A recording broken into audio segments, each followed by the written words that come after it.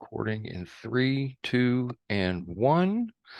Welcome to another week of Nerdery and Murdery. I'm Zig with your nerdery. And I'm Geoffrey with your Murdery. Welcome to another week of highs and lows, ups, downs, good and the bad, and the nerd and the murd. And Zig, I will let you take over with the nerdery side of the house. Why, thank you, sir. Today, for episode 112, we're going to talk about the Seventh Doctor, Cool. Sylvester McCoy. Awesome. McCoy portrayed the Seventh Doctor as a whimsical, thoughtful character who quickly became more layered, secretive, and manipulative as he went on.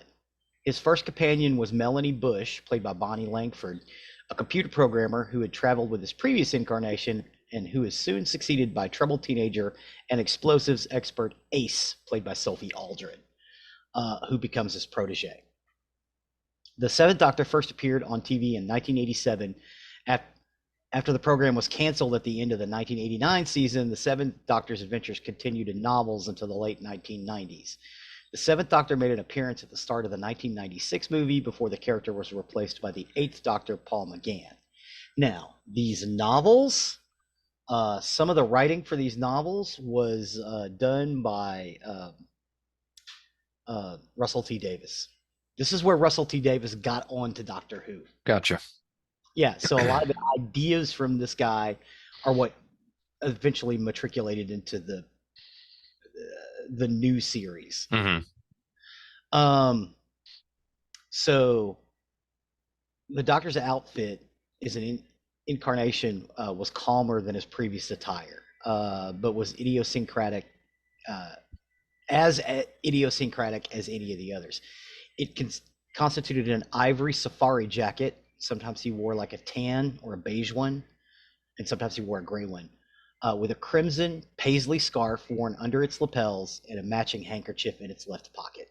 A fob watch chained to the left lapel, a plain white shirt, a scarlet paisley tie, a yellow-brown Ferris-themed pullover adorned with cherry question marks and turquoise zigzag patterns. I have wanted that sweater for years. They call them pullovers. They're sweater vests. That's what we call them over here. And then beige tweed plaid trousers and beige brogued spectator shoes. Wingtips. They call them spectator shoes or brogues. We call them wingtips. And an ivory colonial style Panama cap. Spectator shoes are two-toned wingtips. And the Panama cap was his. He also had that wonderful question mark shaped umbrella that was also a cane, which you can now get. It is prohibitively expensive. It's like $200. I'm still going to get it. Even though we may never get rain again. Yes. And as my wife points out, I have kids. So in the first season, the Seventh Doctor started out as a comical character, engaging in Dundreanisms, which is where he would take idioms and mix them together, like time and tide melt the snowman, or when partner Mel is kidnapped, a bird in the hand keeps the Doctor away. He also played with spoons, and he made pratfalls. But later on, he started to develop a darker nature. The Seventh Doctor era is noted for the cancellation of Doctor Who after 26 years. It's also noted for the Virgin Books' New Adventures, a range of original novels published from 92 to 97. Again, this is where Russell T. Davies comes in. The Seventh Doctor's final appearance on television was in the 1996 Doctor Who television movie, where he regenerated into the Eighth Doctor, played by Paul McGann. A sketch of him is later seen in John Smith's Journal of Impossible Things in the new series. Episode Human Nature, a brief archival clips of the Seventh Doctor appear as holographic representations in The Next Doctor, The 11th Hour, The Day of the Doctor, Twice Upon a Time, The Name of the Doctor, and The Power of the Doctor. In The Power of the Doctor, he actually shows back up in Gallifreyan robes, and he looks great. He was in Lord of the Rings as Radagast, the one of the other wizards. But how it opens is the TARDIS is attacked by the Ronnie, and the Sixth Doctor is injured and forced to regenerate. After a brief period of post-regeneration confusion and amnesia, which was kind of helped along by the Ronnie by basically drugging him.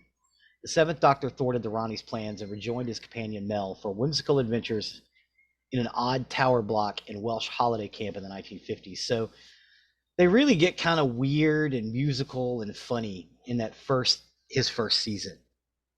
It's in his second season where it gets dark. And also, as we've talked about previously, the seasons were truncated, so they had more money to spend on special effects.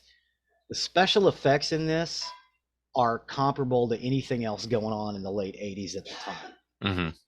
Really, really wonderful. For Doctor Who, it was superb.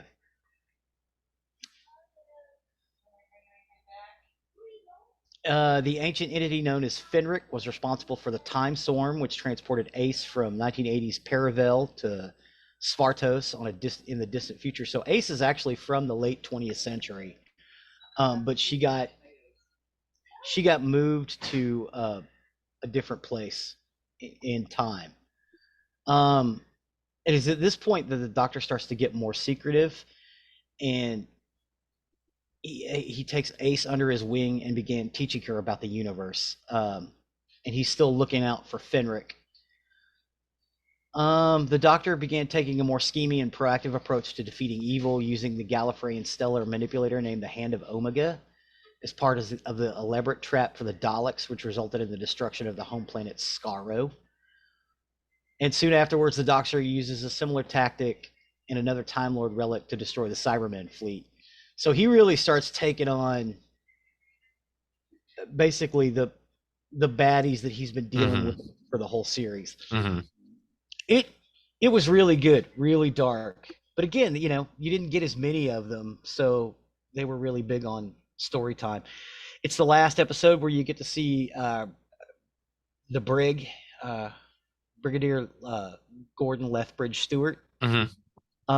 So he comes back for one, which is a really good one. They keep going back to Perryville, which is where Ace is from, because for some reason that little town is at a Nexial point. So a lot of weird things happen. People start disappearing from it.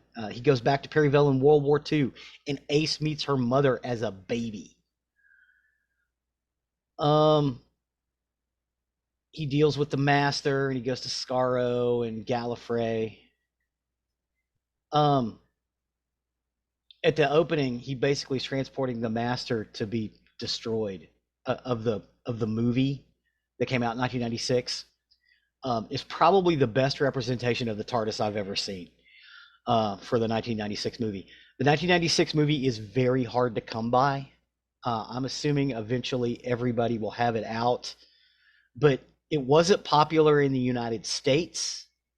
It was big in England, but it was so much. You mean the best looking inside the TARDIS? Because outside they always look the same. Yeah, inside the TARDIS. Okay, all right. Yeah, it was still a blue box. Yeah, right. I was going to say, can't get much different than that. It's a blue box. Yeah. Well, they changed the shade of blue, made it a little bigger, a little smaller, a little taller, but yeah, basically. But yeah, no, the inside, it looked like almost like an English home near the control room. He had like a rug and some nice easy chairs and a Victrola. And when they come back and do the 1996 movie, it's the same. Other parts of the TARDIS are very similar. So he basically is taking the Master to be destroyed on Skaro. The Master escapes, of course, and starts playing havoc in San Francisco, even though it was filmed in Canada. And the Master takes over Eric Roberts, and Eric Roberts gets to play the Master wonderfully in the 1996 film.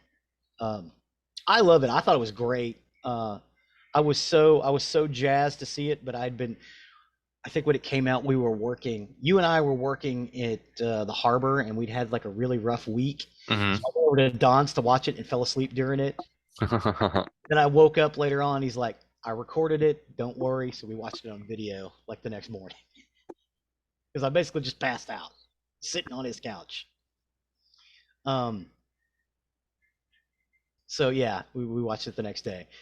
And it aired on Fox, but because it didn't do very well for Fox, they kind of held the rights. So we didn't think we were ever going to get Doctor Who again when Right. that series failed. But Russell T Davies was able to bring it back, and we have what we have now. Um, Sylvester McCoy played the Doctor with a lot of heart, but as I said, there was a darker tinge to him. It was just fascinating to watch it. Um,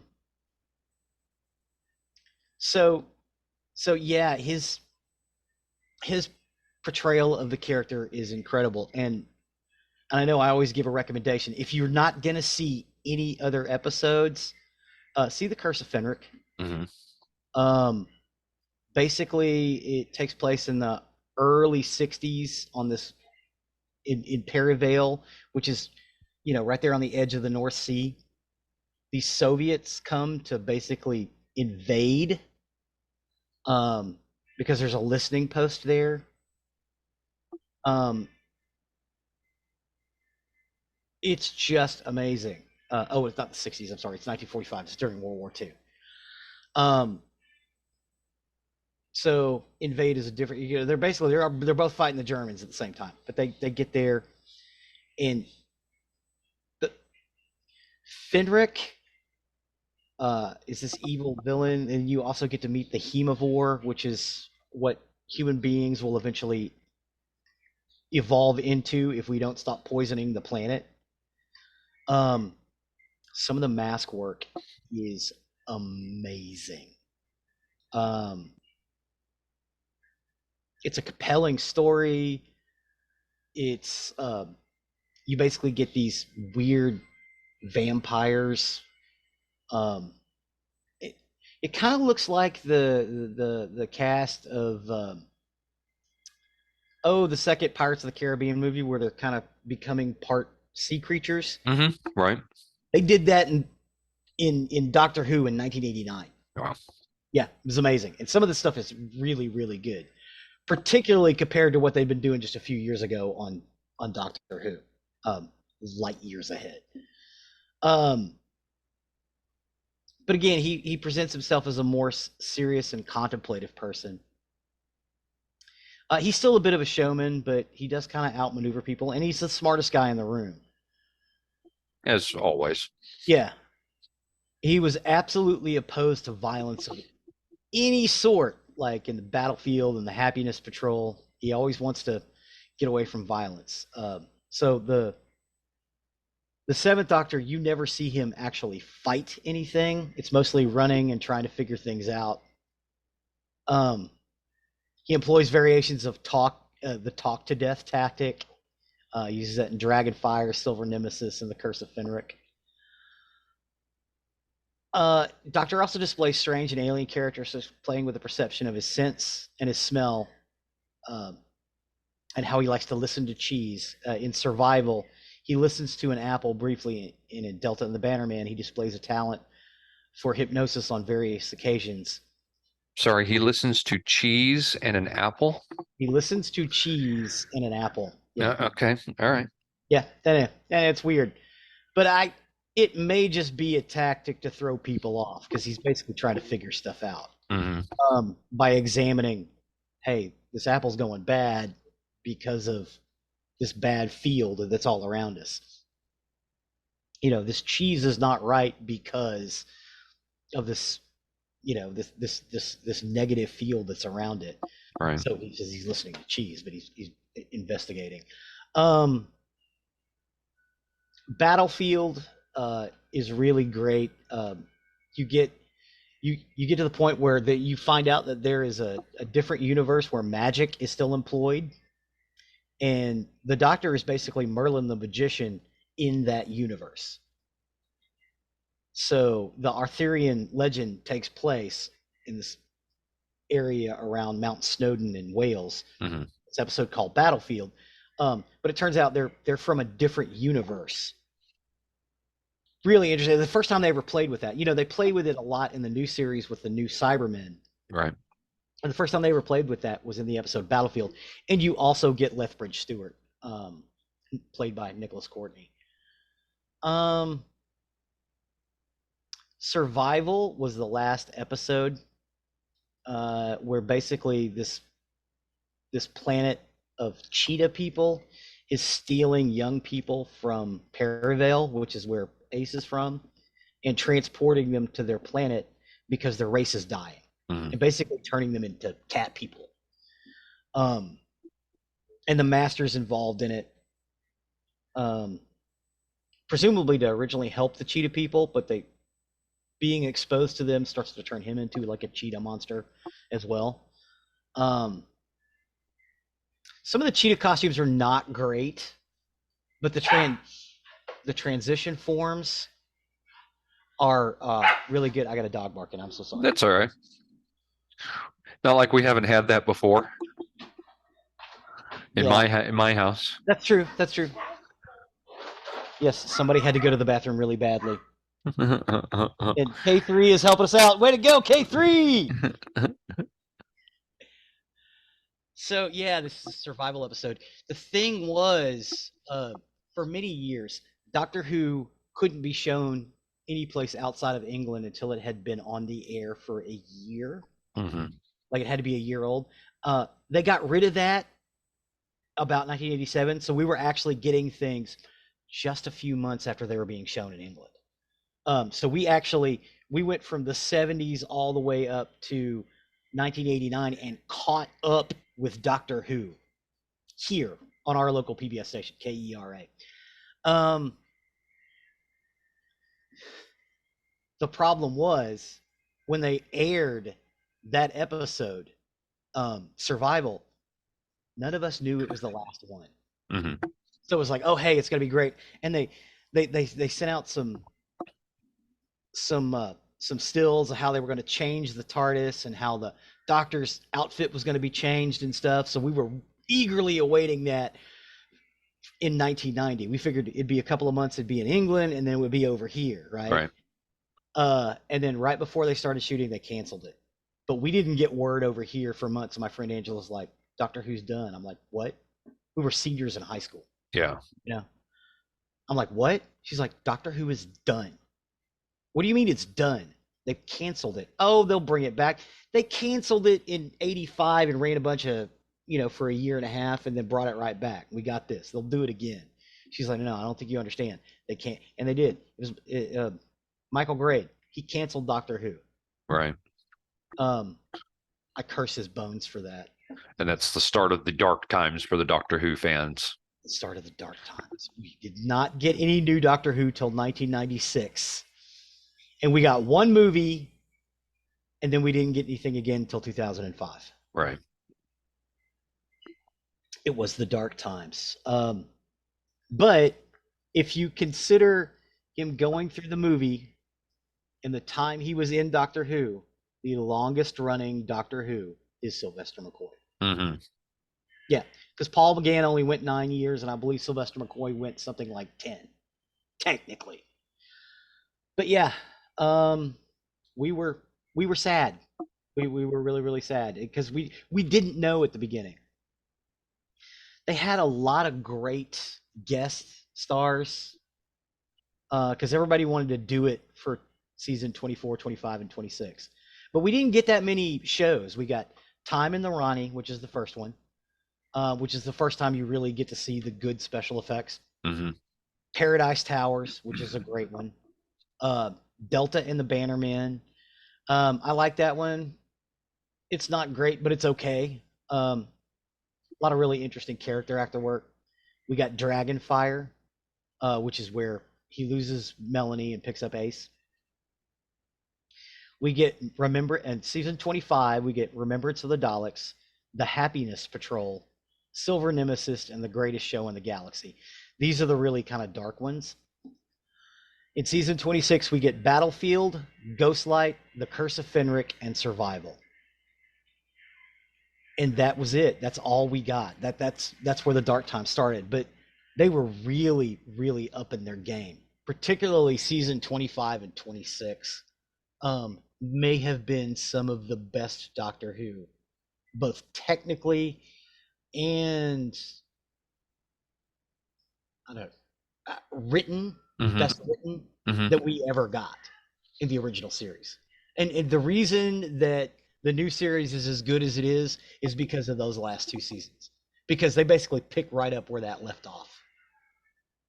Um, but if you're only going to watch one series or one story from Sylvester McCoy, I would recommend The Curse of Fenric. Hmm. Just for its Silver Nemesis is also good. The Greatest Show in the Galaxy is good. The Happiness Patrol is good. They're all good. There's not a single one that's bad. Delta and the Bannerman is not my favorite, but you do get a lot of good character actors in it, so it's fun. And it's a compelling story. They also do a lot of explosions, what they hadn't done in years previous. Like you get a lot of explosions with John Pertwee and the first part of Tom Baker, and you don't get many after that. Well, you get explosions in space, but actually, pyrotechnics and stuff, people getting thrown when a bomb goes off or something. Yeah, you get a lot of that in things like Delta and the Bannerman. But yeah, those would be my recommendations. I loved it because I thought they were going in a great direction, and then they canceled it. It was really sad, especially with Ace. Sophie Aldred went on to be uh, a fixture at conventions after this. Um, Bonnie Langford was already a star, but she was like a West End. It wasn't over here; she was over in England. Um, but they ended up both showing up in the last couple of episodes of the last season. Both Bonnie Langford and Sophie Aldred. So it was nice to see them again. Also, Sophie Aldred was supposed to be like an 18-year-old in the series, and at the time she was like 26, but she pulled it off. I mean, you really thought she was a teenager. Hmm. But yeah, that's about it for Sylvester McCoy, the Seventh Doctor. Um, the next episode, I'm probably going to talk about the Eighth Doctor and the War Doctor, just because there's not a lot of information about them. Hmm. They didn't produce a lot, so it'll be Paul McGann and John Hurd. Right. I'll just do them together because I was trying to figure out how I would do this. So I'll do the eighth Doctor and the War Doctor, and then the next episode after that we will get into the new series with Chris Eccleston. Chris Eccleston. Yep. Cool. Awesome. Well, sorry to nerd out on Doctor Who again, but No, yeah, that's I think people have enjoyed it, and I think it's really good to do each incarnation of the Doctor. I think it's really cool. Hopefully, some people will give some of those older ones a shot. I'll be excited when we reach Chris Eccleston because then we're starting towards the series that I'm much more familiar with. much more familiar with. Yes, Yes. So that'll be cool. But no, thank you for that. Thank you for another trip with Doctor Who. Really appreciate that. thank you, sir. Awesome. Well, then with that, we will step over to the murdery side of the house. Murder. For today, I got my information off All That's Interesting, Crime Museum, Wikipedia, and Biography, and this is the story of Ed Gein. Ed Gein, You know Ed the Gein? original Texas Yes. Chainsaw Massacre. Yes. So if you've ever wondered where influences of horror films such as Psycho and the Texas Chainsaw Massacre come from, they were inspired from the infamous case of Edward Ed Theodore Gein. Ed Gein. Ed was responsible for multiple crimes, including the deaths of Mary Hogan in 1954 and Bernice Worden in 1957. Edward Theodore Gein, who was born on August 27th, 1906, was also known as the Butcher of Plainfield or the Plainfield Ghoul. He was an American murderer and body snatcher. Gein's crimes committed around his hometown of Plainfield, Wisconsin, gathered widespread notoriety in 1957 after authorities discovered he had exhumed corpses from local graveyards and fashioned trophies and keepsakes from their bones and skin. Gein also confessed to killing two women, tavern owner Mary Hogan again in 54 and hardware store owner Bernice Worden in 57. Gein was initially found unfit to stand trial and confined to a mental health facility. By 1968, he was judged competent to stand trial, and he was found guilty of the murder of Warden, but he was found legally insane and remanded to a psychiatric institution. Yeah, because he was crazy. Yeah, yeah. He died at the Mendota Mental Health Institute from respiratory failure resulting from lung cancer on July 26, 1984, at age 77, and he's buried next to his family in the Plainfield Cemetery in a now unmarked grave. He was born in La Crosse, Wisconsin, the second of two boys of George Philip Gein and Augusta Wilhelmine Gein. Augusta was fervently religious and nominally Lutheran. She preached to her sons about the innate immortality of the world, the evil of drinking, and her belief that all women, apart from herself, were naturally promiscuous and the instruments of the devil. She reserved time every afternoon to read to them from the Bible, usually selecting verses from the Old Testament and the book of Revelation concerning death, murder, and divine retribution. She also hated her husband, an alcoholic who was unable to keep a job. He had worked at various times as a carpenter, tanner, and insurance salesman. During his time in La Crosse, George owned a local grocery shop, but he soon sold the business and left the city with his family to live in isolation on a 155-acre farm in the town of Plainfield, Wisconsin, which became the Gein family's permanent residence. Frantic to protect her family from the evil which she believed lurked around every corner, Augustus insisted they move from La Crosse, which was a sinkhole of filth, she thought, to Plainfield. A sinkhole of filth. Nice. Even there, Augustus had the family settle outside of town since she believed that living in the town would corrupt her two young sons. And Augusta took advantage of the farm's isolation by turning away outsiders who would have influenced her sons. Gein only left the farm to attend school, and outside of school, Gein spent most of the time doing chores on the farm. Gein was shy, and classmates and teachers remembered him as having strange mannerisms, such as seemingly random laughter as if he were laughing at his own personal jokes. And what's more, Ed's lazy eye and speech impediment made him an easy victim of bullies. Speech impediment, uber religious upbringing. It's like they're trying to make a serial killer. Well, to make matters worse, Augusta punished him whenever he tried to make friends. Despite this, Ed adored his mother. He absorbed her lessons about the world and seemed to embrace her harsh worldview. And although his brother Henry sometimes stood up to Augusta, Ed never did. Despite his poor social development, Ed did fairly well in school, particularly in reading. On April 1st, 1940, his father, George, died of heart failure caused by his alcoholism at age 66. Ed and his brother Henry began doing odd jobs around town to help cover living expenses, and the brothers were generally considered reliable and honest by residents of the community. While both worked as handymen, Ed also frequently babysat for his neighbors. He enjoyed babysitting, seeming to relate easily more to children than adults.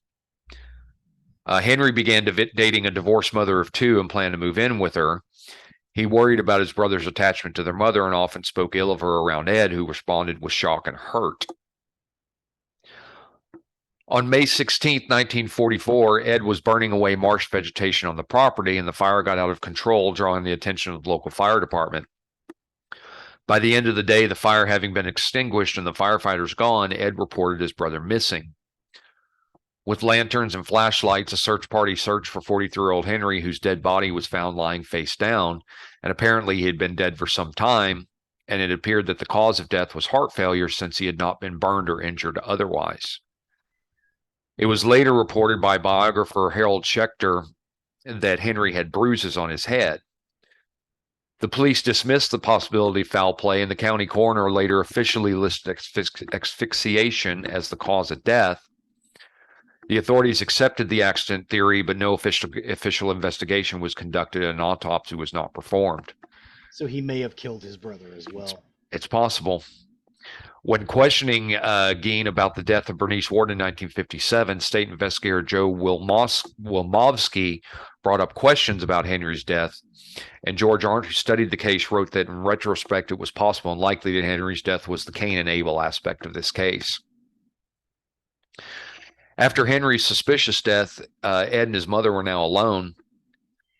Augusta had a paralyzing stroke shortly after Henry's death, and Ed devoted himself to taking care of her. Sometime in 1945, he later recounted that he and his mother visited a man named Smith who lived nearby to purchase straw. And according to Gein, Augusta witnessed Smith beating a dog. A woman inside the Smith home came outside and yelled for him to stop, but Smith beat the dog to death. Augusta was extremely upset by the scene. However, what bothered her did not appear to be the brutality towards the dog, but rather the presence of the woman. Augusta told Ed that the woman was not married to Smith and she had no business being there, and angrily called her Smith's harlot. She had a second stroke soon after, and her health deteriorated rapidly. All I can hear is Bobby Boucher, that woman is the devil. Yes. Augusta died on December 29, 1945, at the age of 67, and Ed was devastated by her death. In the words of the author Harold Schechter, he had lost his only friend and one true love, and he was obviously alone in the world. Ed held on to the farm and earned money from odd jobs. He boarded up rooms used by his mother, including the upstairs, downstairs parlor, and living room, leaving them untouched. And while the rest of the house became increasingly squalid, these rooms remained pristine. Ed lived thereafter in a small room next to the kitchen. It was around this time he became interested in reading pulp magazines and adventure stories, particularly those involving cannibals or Nazi atrocities, specifically from Ilse Koch, who selected tattooed prisoners for death in order to fashion lampshades and other items for their skins. Ed filled his days by learning about Nazi medical experiments, studying human anatomy, consuming porn, although he never attempted to date any real-life women, and reading horror novels. He also began to indulge in his sick fantasies, but it took a long time for anyone to realize it. Gein was a handyman and received a farm subsidy from the federal government starting in 1951. He occasionally worked for the local municipal road crew and crop threshing crews in the area, and sometime between 1946 and 1956, he also sold an 80-acre parcel of his land that his brother Henry had owned. For a full decade, no one thought much about the Gein family outside of town. But everything changed in 1957 when a local hardware store owner named Bernice Worden vanished, leaving nothing behind but bloodstains. On the morning of November 16, 1957, 58-year-old Plainfield hardware store Bernice Worden disappeared. A Plainfield resident reported that the hardware store's truck had been driven out from the rear of the building around 9:30 a.m. The hardware store saw few customers the entire day, and some area residents believe this was because of deer hunting season.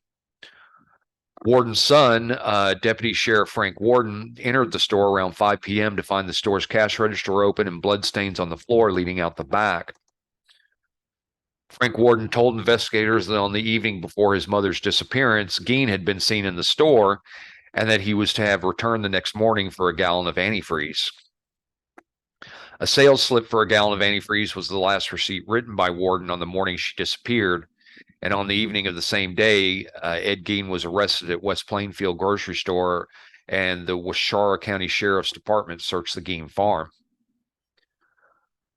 A Waushara County Sheriff's deputy discovered Warden's decapitated body in a shed on Gein's property, hung upside down by her legs with a crossbar at her ankles and ropes at her wrists.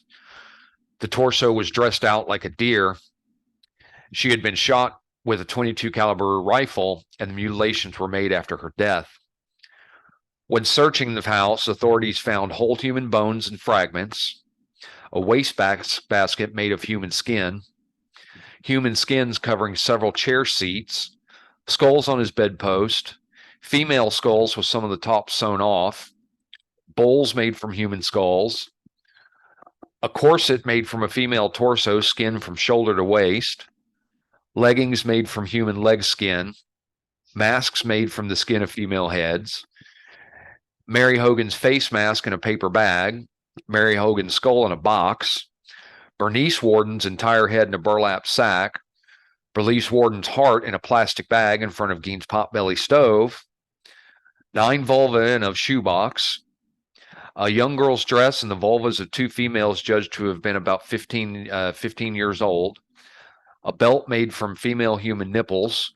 4 noses. A pair of lips on a window shade drawstring. A lampshade made from the skin of a human face, and fingernails from female fingers. Whew. Jesus. Crazy. Yeah. These artifacts were photographed at the State Crime Laboratory and then decently disposed of. When questioned, Gein told investigators that between 1947 and 1952, he made as many as 40 nocturnal visits to 3 local graveyards to exhume recently buried bodies when he was in a daze-like state. He readily admitted that he collected most of the remains from 3 local graveyards, which he started to visit 2 years after Augusta's death. He told police he'd gone to the graveyards in a daze looking for bodies that he thought resembled his mother. On about 30 of those visits, he said that he came out of the daze while in the cemetery, left the grave in good order, and returned home empty-handed. On the other occasions, he dug up the graves of recently buried middle-aged women he thought resembled his mother and took their bodies home where he tanned their skins to make his paraphernalia. Ed also explained to authorities that he wanted to create a, quote, woman suit so that he could become his mother and crawl into her skin. Goodbye, horses. Right. Sorry. Gein admitted to stealing from 9 graves from local cemeteries and led investigators to the locations. Alan Wilimowski of the State Crime Laboratory participated in opening the 3 test graves identified by Gein. The caskets were inside wooden boxes. The top boards ran crossways, not lengthwise, and the tops of the boxes were about 2 feet below the surface in sandy soil. Ed had robbed the graves soon after the funerals while the graves were not completed. The test graves were exhumed because authorities were uncertain as to whether the slight Gein was capable of single-handedly digging up the grave during a single evening. They were found as Gein described. 2 exhumed graves were found empty, one had a crowbar in place of the body. 1 casket was empty, and 1 casket Gein had failed to open when he lost his pry bar, and most of the body was gone from the 3rd grave, yet Gein had returned rings and some body parts. Thus, Gein's confession was largely corroborated. Gein denied having sex with the bodies he exhumed, explaining they smelled too bad. However, some reports said he did admit to necrophilia. During State Crime Laboratory interrogation, Gein also admitted to shooting 51-year-old Mary Hogan, the tavern owner missing since December 8, 1954, whose head was found in his house, but he later denied memory of the details of her death.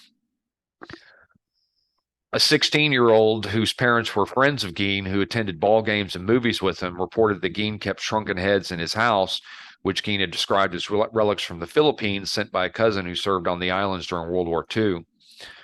Upon investigation by the police, these were determined to be human facial skins carefully peeled from corpses and used by Gein as masks. During his questioning, Washoe County Sheriff Art Shelley reportedly assaulted Gein by banging his head and face into a brick wall, and as a result, Gein's initial confession was ruled inadmissible. Shelley died of heart failure at age 43 in 1968 before Gein's trial. Many who knew Shelley said he was traumatized by the horror of Gein's crimes, and this, along with the fear of having to testify, especially about assaulting Gein, caused his death. One of his friends said, quote, he was a victim of Ed Gein as surely as if he had butchered him. In addition to the murders of Hogan and Warden, Gein was also considered a suspect in several other unsolved cases in Wisconsin. In November 1957, authorities confronted Gein with a list of missing person cases that had occurred between the deaths of his mother and Warden. Their suspicions were further aroused after discovery of the remains of Hogan. However, lie detector tests seemingly exonerated Gein of any of the murders, and his psychiatrist concluded that his violence was only directed to women who physically resembled his mother. 8-year-old Georgia Jean Weckler disappeared from her farm in rural Fort Atkinson, Wisconsin at approximately 3:30 p.m. on May 1st, 1947. She was given a lift home from school in Jefferson, Wisconsin by a neighbor who dropped Weckler off at the lane that led from U.S. Highway 12 to the Weckler farmhouse. Weckler was last seen pausing to open the family mailbox and removing a stack of mail, but she was never seen again. Witnesses reported seeing a dark-colored, possibly black, four-door 1936 Ford sedan with a gray plastic spotlight in the vicinity that afternoon. Gein did own a black 1937 Ford. Mm. Evelyn Grace Hartley, 15 years old, went missing while babysitting a 20-month-old girl at the home of La Crosse State College professor Viggo Rasmussen on the evening of October 24th, 1957 in La Crosse. That evening, Evelyn's father called the Rasmussen house several times after she failed to check in at planned 8:30 p.m., and he received no answer. So concerned, he drove to the Rasmussen house. When Richard arrived, the doors were locked, the lights and radio were on, and items were scattered all over the house. The living room furniture had been moved around to different places, as were Evelyn's school books. Richard found her shoes in different rooms, one shoe upstairs and one downstairs, and he also found his daughter's broken glasses upstairs. Richard did not find Evelyn in the house. After his arrest, Gein was considered a suspect in Evelyn's disappearance after he was visiting a relative a few blocks away from the Rasmussen house at the time. However, Gein denied involvement in the disappearance and passed 2 lie detector tests, and police found no trace of Evelyn's remains during a search of Gein's Plainfield property. Well, we know about lie detector tests. Yep. On November 1st, 1950, 41-year-old farmer Victor Harold Bunk Travis, a resident of Adams County, Wisconsin, went off to hunt deer in the company of 43-year-old Milwaukee acquaintance Raymond Burgess. In the late afternoon, the pair stopped for refreshments at Mac's Bar in Plainfield for several hours. Around 7 p.m., they both left the bar, got into Burgess's car, and drove away. The 2 hunters, along with the car Burgess was driving, was never seen again, and no traces of them were found. Travis and Burgess had been hunting on the farm next to Gein's, despite his objections on the day to their disappearance.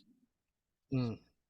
In addition, Gein was also tentatively linked to the June 1954 disappearance of 31-year-old neighbor James Walsh. Walsh's wife and her husband lived near Gein, and he performed chores for her after her husband went missing. Gein was also investigated for potential involvement in the 1956 disappearance of 30-year-old Irene Keating, who was last seen in Plainfield, Wisconsin, and in the attempted abduction of 16-year-old Judy Rodenkall from Aurora, Wisconsin. On November 21st, 1957, Ed Gein was arraigned on 1 count of first-degree murder in Washara County Court, where he pleaded not guilty by reason of insanity.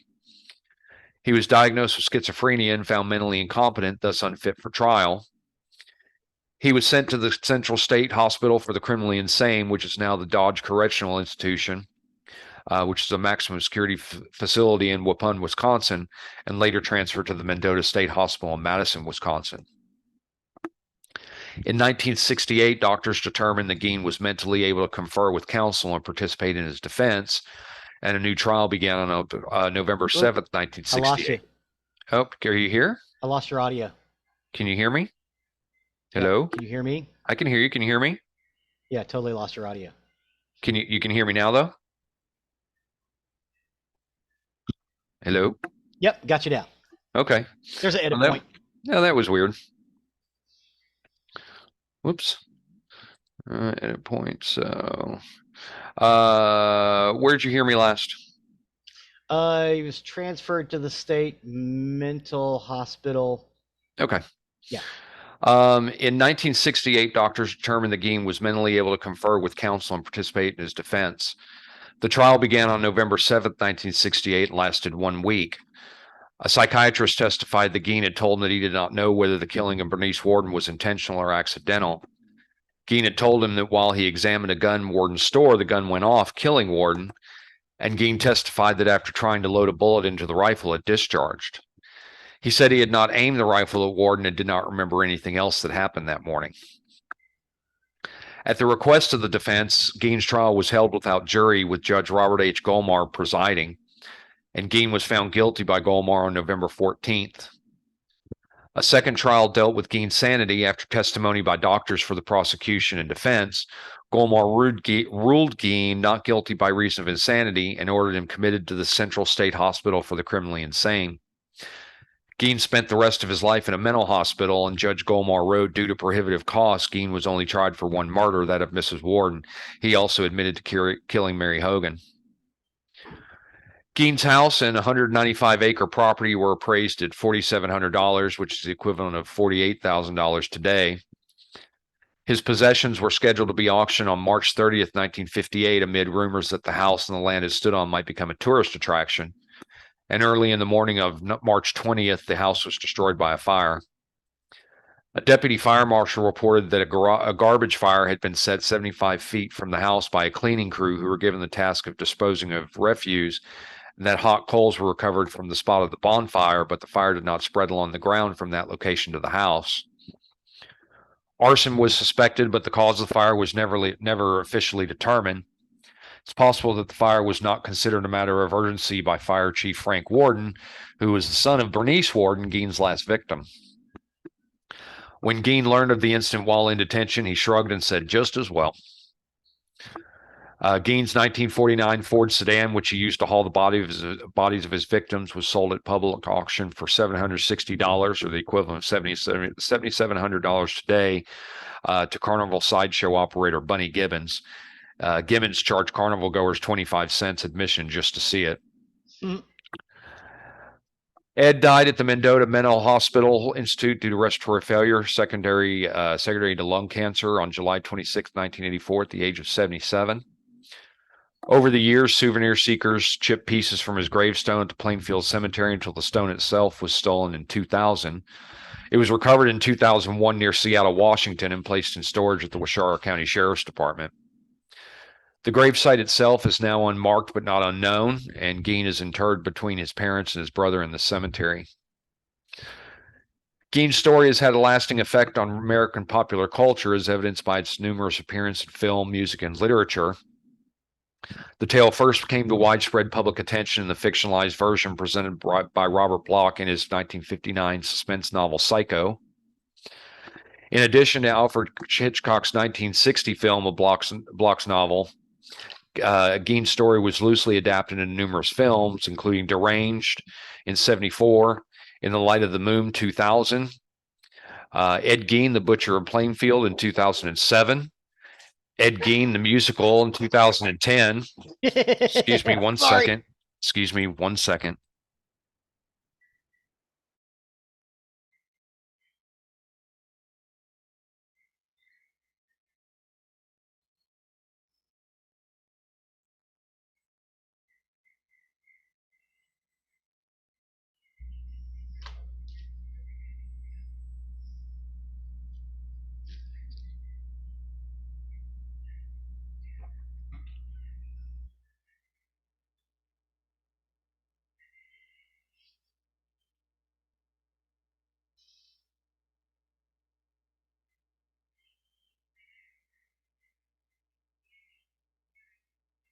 You all right?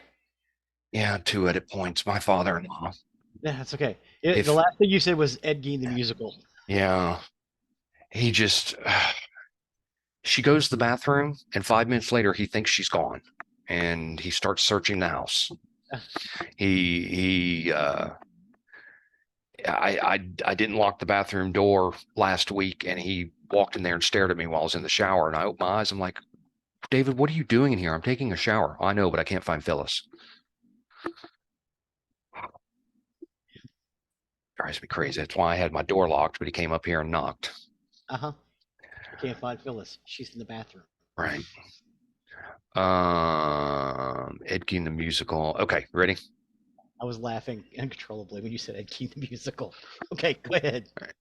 And the Rob Zombie film's House of a Thousand Corpses and its sequel, The Devil's Rejects.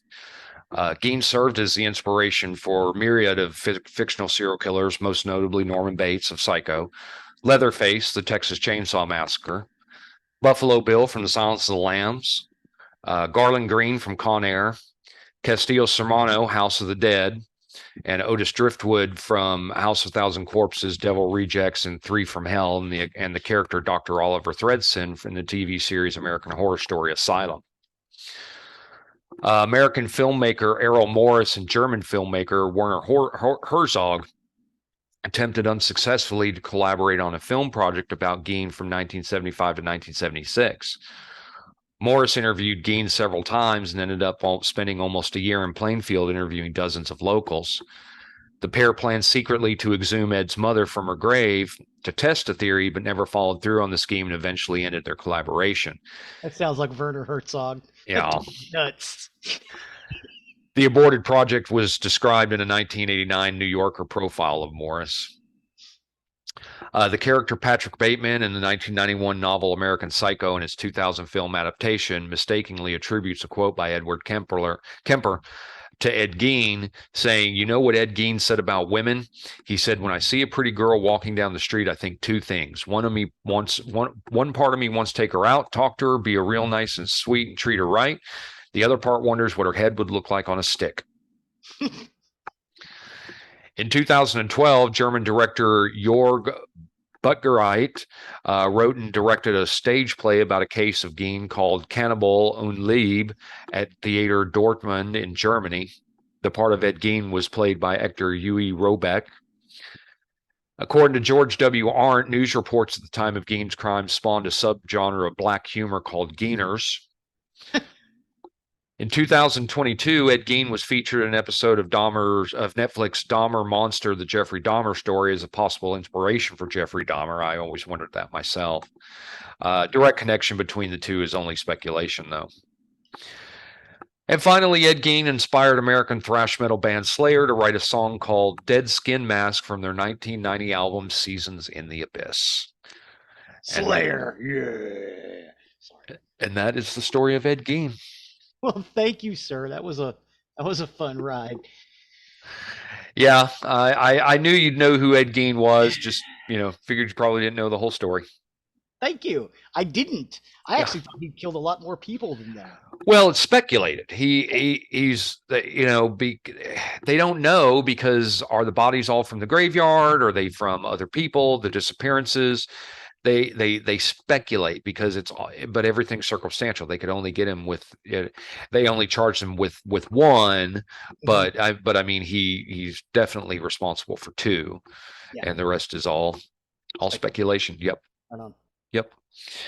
So thanks for spending another week with me on that. We appreciate each and every one of you that took the time to listen to our show for this week. As always, you can find more information on nerderyandmurdery.com. You can find the links to everything we talked about, pictures from our show, as well as other interesting information. You also find a link to our merchandise and our Patreon, where if you wish to help out with the cost of the show off your Nerdery and Murdery fandom, we do appreciate each and every one of you. And don't forget to check out TikTok and YouTube, where Zig likes to put up funny videos, things all the time. So make sure to check those out as well. Goofy stuff. Thanks, sir. Awesome. So with that for this week, I have been Zig with your nerdery. And I'm Geoffrey with your murdery. Cue the music.